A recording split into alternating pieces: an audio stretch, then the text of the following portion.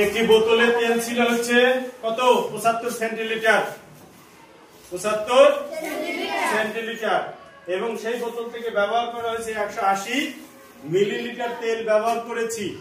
বলতেছে ওই বোতলে আর কত লিটার তেল অবশিষ্ট আছে। তাহলে এখানে তিনটা পার্ট আছে, একটা হচ্ছে সেন্টিলিটার, আর একটা হচ্ছে মিলিলিটার, আর একটা হচ্ছে লিটার। আমাকে যেতে হবে হচ্ছে লাস্টে কোথায়, লিটার।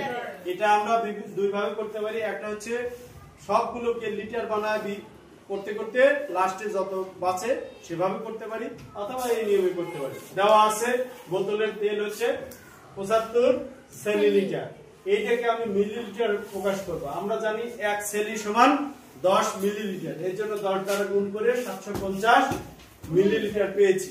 এখন 750 মিলিলিটার কেন বানালাম? কারণ আমি ব্যবহার করেছি 180 মিলিলিটার, আর বিয়োগের ক্ষেত্রে এক জাতীয় না হলে বিয়োগ দেওয়া যায় না।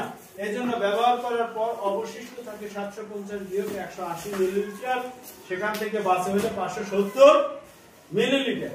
এখন এই মিলিলিটার তো উত্তর চায় নাই, শেষে কি লিটার। লিটার হওয়ার জন্য আমরা জানি কি 1000 মিলিলিটারে হবে 1 লিটার, এই জন্য 1000 দ্বারা ভাগ করছে, ভাগ করার পর ফলাফল পেয়েছি 0.57 লিটার।